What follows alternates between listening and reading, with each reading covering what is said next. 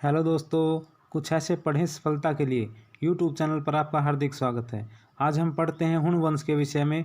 HSSC, SSC, railway, CGL, net सभी exam के लिए महत्वपूर्ण एक गाने के साथ ऐसे करें याद।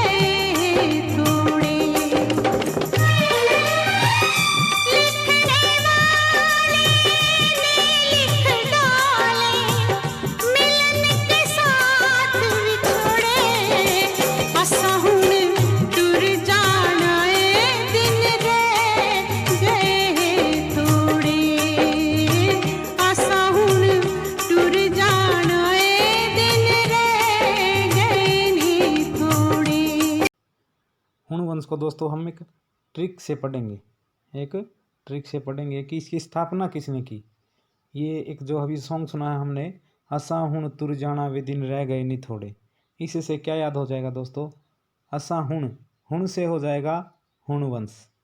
तुर जाना मतलब तोरमान, मतलब हुण जो वंश की स्थापना है दोस्तों वह किसने की थी? वह तोरमान ने की थी। इस सॉन्ग का यही तात्पर्य था।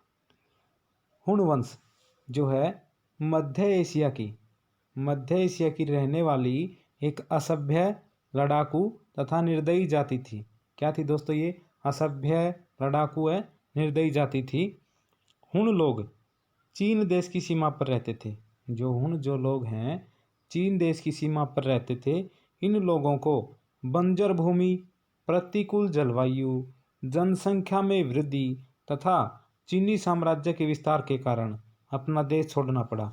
किन कारणों से देश छोड़ना पड़ा? एक तो बंजर भूमि, प्रतिकूल जलवायु, जनसंख्या में वृद्धि तथा चीनी साम्राज्य के विस्तार के कारण इन्हें क्या करना पड़ा? अपना देश छोड़ना पड़ा। देश छोड़ते समय ये दो भागों में बट गए, दो भागों में विभाजित हो गए। एक जो भाग है वह यूरोप की ओर रवाना हुआ। एक जो भाग है दोस्तों वह यूरोप की ओर रवाना हुआ, जो काले हुण कहलाए। जो क्या कहलाए दोस्तों? जो काले हुण कहलाए। और इनका एटली नामक महान नेता था। एटिला जो है इनका महान नेता था। एक भाग यूरोप की ओर रवाना हुए जो काले हुण कहलाए, और एक भाग फारस तथा अफगानिस्तान होते हुए भारत की ओर बढ़ा। किसकी ओर बढ़ा? भारत की ओर बढ़ा। ये क्या कहलाए? ये सफ़ेद हुण कहलाए। ठीक है। इन लोगों का जो मुख्य उद्देश्य था, जो भारत की तरफ आए या यूरोप की तरफ गए, इनका जो मुख्य उद्देश्य वह था लूट मार करना, लोगों की हत्या करना तथा उनकी सभ्यता को ही नष्ट करना था। यही कारण है हुणों को खुदा का कहर कहकर भी पुकारा जाता है। इनको क्या कहा जाता था दोस्तों? इनको खुदा का कहर भी कहा जाता था। हुणों ने कुमारगुप्त के शासनकाल में, किसके शासनकाल में दोस्तों? गुप्त सम्राट जो कुमारगुप्त के शासनकाल में भारत पर आक्रमण किया। कुमारगुप्त ने नालंदा विश्वविद्यालय की स्थापना की थी। ये 453 ईस्वी में लड़े गए इस युद्ध में सम्राट कुमारगुप्त ने अपने पुत्र स्कंदगुप्त को इनका सामना करने के लिए भेजा। तो स्कंदगुप्त ने इनका डटकर सामना किया और हुणों को बुरी तरह से हरा दिया या परास्त कर दिया। दोस्तों कुमारगुप्त के पुत्र स्कंदगुप्त ने हुणों को बुरी तरह से परास्त कर दिया 453 ईस्वी में। अब अपनी पराजय का बदला लेने के लिए, यानी उनकी हार हो गई हुणों की, तो वो उसका बदला लेने के लिए हुणों ने 467 ईस्वी में दूसरी बार आक्रमण किया। एक तो किया था 453 ईस्वी में, फिर दूसरा किया 467 ईस्वी में, दूसरी बार आक्रमण किया। इस बार स्कंदगुप्त शासक था। पहले कुमारगुप्त था, अब कौन था? स्कंदगुप्त था। उसने हुणों को एक बार फिर से बुरी तरह पराजित कर दिया। परिणाम यह हुआ कि हुणों ने 50 वर्ष तक भारत की तरफ मुंह नहीं किया। इसलिए जो स्कंदगुप्त हैं उनको गुप्त साम्राज्य का महान संरक्षक भी कहा जाता है, महान रक्षक भी कहा जाता है। हुण वंश की स्थापना तोरमान जी ने की थी। ये वह श्वेत हुणों का सर्वाधिक प्रसिद्ध शासक था। किनका दोस्तों? श्वेत हुणों का। और काले हुणों का कौन था? एटिला। वह हुणों की भारत में हुई हार का बदला लेना चाहता था। कौन लेना चाहता था दोस्तों? तोरमान। उसने स्कंदगुप्त की मृत्यु के बाद जो उसके उत्तराधिकारी हैं वह दुर्बल निकले। स्कंदगुप्त की मृत्यु हो जाती है तो उसके जो उत्तराधिकारी हैं वह निर्बल निकले। तो तोरमान के नेतृत्व में हुणों ने भारत पर लगातार आक्रमण शुरू कर दिए। क्या कर दिए दोस्तों? हुणों ने भारत पर लगातार आक्रमण करने शुरू कर दिए और ये आक्रमण 500 ईस्वी के लगभग किए गए। कब किए गए? 500 ईस्वी के लगभग किए गए। शीघ्र ही तोरमान ने पंजाब, राजस्थान, कश्मीर और यूपी के उत्तर प्रदेश के कुछ भागों पर अधिकार कर लिया। 510 ईस्वी में गुप्त शासक भानुगुप्त के सेनापति गोपराज को, किसको दोस्तों? गोपराज को, भानुगुप्त का ये सेनापति था, एरण नामक स्थान पर हराया। तोरमान ने 510 ईस्वी में गुप्त शासक भानुगुप्त के सेनापति गोपराज को एरण नामक स्थान पर हराया और मालवा पर अधिकार कर लिया। इसके बाद क्या किया? तोरमान थे उन्होंने महाराजाधिराज की उपाधि ग्रहण कर ली या धारण कर ली तथा साकल या सियालकोट, जो वर्तमान पंजाब क्षेत्र में है, को अपनी राजधानी बना लिया। किसको? साकल या सियालकोट को अपनी कैपिटल राजधानी बना लिया। उसने हिंदू धर्म अपना लिया। क्या किया दोस्तों? उसने हिंदू धर्म को अपना लिया और वह शिव तथा सूर्य की उपासना करने लगा। तो वह सूर्य एवं शिव का उपासक भी था। और 511 ईस्वी में क्या हो जाता है? तोरमान की मृत्यु हो जाती है। 511 ईस्वी में तोरमान की मृत्यु हो जाती है। तो उसके बाद उसका जो पुत्र है, तोरमान की मृत्यु के बाद उसका पुत्र मिहिरकुल 511 ईस्वी में सिंहासन पर बैठता है। और जो मिहिरकुल है दोस्तों, इसको राजा गोलाश भी कहा गया है। क्या कहा गया है? राजा गोलाश भी कहा गया है। मिहिरकुल जो है वह बड़ा ही अत्याचारी राजा था, बड़ा ही क्रूर अत्याचारी राजा था।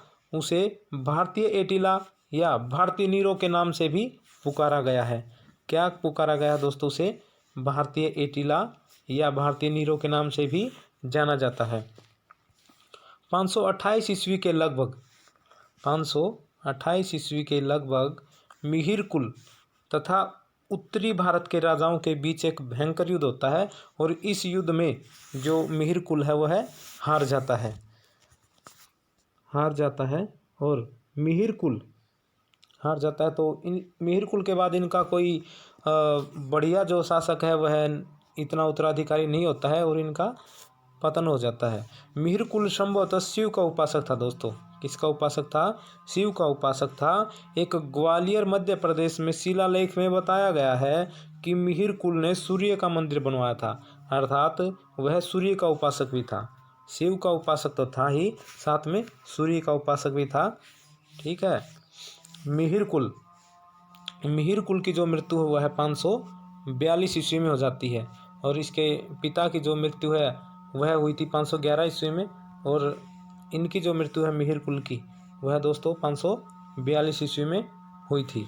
मिहिरकुल की मृत्यु के बाद भारत में हुणों का जो प्रभुत्व या साम्राज्य है वह समाप्त हो जाता है, लगभग समाप्त हो जाता है दोस्तों, लगभग समाप्त हो जाता है। परंतु 7वीं शताब्दी तक क्या है? परंतु 7वीं शताब्दी तक कई छोटे छोटे हुण राजा उत्तर पश्चिम भारत तथा पंजाब के कुछ भागों पर राज्य करते रहे। वैसे तो इनका प्रभुत्व समाप्त हो गया था लगभग, लेकिन 7वीं शताब्दी तक छोटे छोटे हुण राजा उत्तर पश्चिमी भारत तथा पंजाब के कुछ भागों पर राज्य करते रहे। धीरे धीरे यह जाति राजपूतों में मिल गई। धीरे धीरे यह जाति है जो हुण जाति है राजपूतों में मिल गई और 11वीं शताब्दी तक वे पूरी तरह हिंदू बन गए। कौन सी शताब्दी तक दोस्तों? 11वीं शताब्दी तक। इस प्रकार भारत में जो हुणों का है वह पूर्णतया अंत हो गया। हुणों ने भारत पर बहुत अधिक समय तक शासन नहीं किया। यद्यपि हुणों ने भारत पर बहुत अधिक समय तक राज्य नहीं किया, वास्तव में थोड़ा सा ही भाग उनके अधीन था, परंतु फिर भी भारत की राजनीति, सामाजिक व धार्मिक संस्कृति पर उनका गहरा प्रभाव पड़ा। क्या पड़ा दोस्तों? उनका गहरा प्रभाव पड़ा। फीसन नदी अर्थात सिंधु नदी को फीसन नदी कहा गया है। फीसन नदी जो है हुण क्षेत्र को भारत से अलग करती थी। ऐसे पूछ लिया जाए कि कौन सी जो नदी है हुण क्षेत्र को भारत से अलग करती थी, तो फीसन नदी अर्थात सिंधु नदी अलग करती थी हुण क्षेत्र को भारत से। अतः जो हुण राजतंत्र है, जो हुण साम्राज्य है, वह सिंधु के पश्चिम में स्थित था। कहाँ स्थित था दोस्तों? सिंधु नदी के या फीसन नदी के पश्चिम में स्थित था। तो दोस्तों एक बार हम रिवाइज कर लेते हैं थोड़ा थोड़ा। ऐसा हुण तुर जाना वे दिन रह गए नहीं थोड़े, अर्थात हुण से हो जाएगा दोस्तों हुण वंश और तुर जाना से तोरमाण, यानी हुण वंश की जो स्थापना है वह किसने की थी? तोरमाण ने की थी। और जो यह जाति है यह मध्य एशिया की रहने वाली एक निर्दयी, असभ्य, लड़ाकू जाति थी और इनका जो वास्तव में जो देश था वह चीन की सीमा पर रहते थे, लेकिन वहाँ की बंजर भूमि, प्रतिकूल जलवायु और जनसंख्या वृद्धि और चीनी साम्राज्य के विस्तार के कारण इन्होंने अपना देश छोड़ दिया और देश छोड़ते समय ये 2 भागों में विभाजित हो गए। पहला भाग तो है दोस्तों वो यूरोप की ओर रवाना हुआ और जो दूसरा भाग है वह फारस व अफगानिस्तान होते हुए भारत की ओर आया। जो यूरोप की तरफ गया था वे काले हुण कहलाए और जो भारत की ओर आया वे सफ़ेद हुण कहलाए। इनका जो महान नेता वो एटिला था और सफ़ेद हुणों का जो था वह तोरमाण था। इन लोगों का जो मुख्य उद्देश्य लूट मार करना, लोगों की हत्या करना व सभ्यता को ही नष्ट करना था। इसी कारण इनको खुदा का कहर भी कहा गया है। उन्होंने कुमारगुप्त के शासनकाल के समय भारत पर आक्रमण किया, लेकिन 453 ईस्वी में इस लड़े गए युद्ध में सम्राट कुमारगुप्त के पुत्र स्कंदगुप्त ने उनको बुरी तरह हरा दिया और तोरमाण अपनी हार का बदला लेना चाहता था, इसलिए उसने 467 ईस्वी में पुनः एक बार फिर आक्रमण किया और स्कंदगुप्त उस समय शासक था, इसलिए उसने एक बार फिर से उनको हरा दिया। इसीलिए स्कंदगुप्त को गुप्त साम्राज्य का महान रक्षक या महान रक्षक भी कहा जाता है। और हुणों की जो स्थापना दोस्तों तोरमाण ने की थी वह श्वेत हुणों का प्रसिद्ध शासक था। हुणों की भारत में हुई हार का बदला लेना चाहता था तोरमाण, इसीलिए उसने स्कंदगुप्त की मृत्यु के बाद भारत पर आक्रमण करने जारी रखे और ये जो आक्रमण है उसने 500 ईस्वी के लगभग किए। शीघ्र ही तोरमाण ने पंजाब, राजस्थान, कश्मीर व उत्तर प्रदेश के कुछ भागों पर अधिकार कर लिया और उसने मालवा पर भी अधिकार कर लिया। 510 ईस्वी में उसने भानुगुप्त गोपराज एरण नामक स्थान पर हरा दिया। 510 ईस्वी में उसने गुप्त शासक भानुगुप्त के सेनापति गोपराज को एरण नामक स्थान पर हरा दिया, मालवा पर अधिकार कर लिया। तोरमाण ने महाराजाधिराज की उपाधि ग्रहण की और उसने शाकल या सियालकोट को अपनी राजधानी बना लिया। वह हिंदू धर्म अपना लेता है, सूर्य एवं शिव की उपासना करने लगता है। 511 ईस्वी में उसकी मृत्यु हो जाती है। उसके बाद जो उसका पुत्र है मिहिरकुल राजगद्दी पर बैठता है, सिंहासन पर बैठता है और उसे राजा गोलास भी कहा गया है। मिहिरकुल बड़ा अत्याचारी था, उसे भारतीय एटिला या भारतीय नीरो के नाम से भी जाना जाता है। 528 ईस्वी के लगभग में मिहिरकुल या उत्तर भारत के राजाओं के बीच एक युद्ध होता है जिसमें मिहिरकुल हार जाता है। मिहिरकुल भी क्या है दोस्तों शिव का उपासक और सूर्य का उपासक था और मिहिरकुल की जो मृत्यु है 542 ईस्वी में हो जाती है। मिहिरकुल की मृत्यु के बाद भारत में हुणों का जो प्रभुत्व व साम्राज्य है लगभग समाप्त हो जाता है और जो ये जाति है धीरे धीरे राजपूतों में मिल गई और 11वीं शताब्दी तक पूरी तरह ये हिंदू बन गए हुण और भारत में हुणों का जो पूर्णतया अंत हो गया दोस्तों। हुणों ने भारत पर अधिक समय तक राज्य नहीं किया, लेकिन फिर भी भारत की राजनीतिक, सामाजिक व धार्मिक संस्कृति पर उनका गहरा प्रभाव पड़ा है। फीसन नदी अर्थात सिंधु नदी भी कहा जा सकता है इसको, हुण क्षेत्र को भारत से अलग करती थी और जो हुण साम्राज्य है वह सिंधु के पश्चिम में स्थित था दोस्तों। कहाँ स्थित था? पश्चिम में स्थित था। तो आज के लिए इतना ही दोस्तों।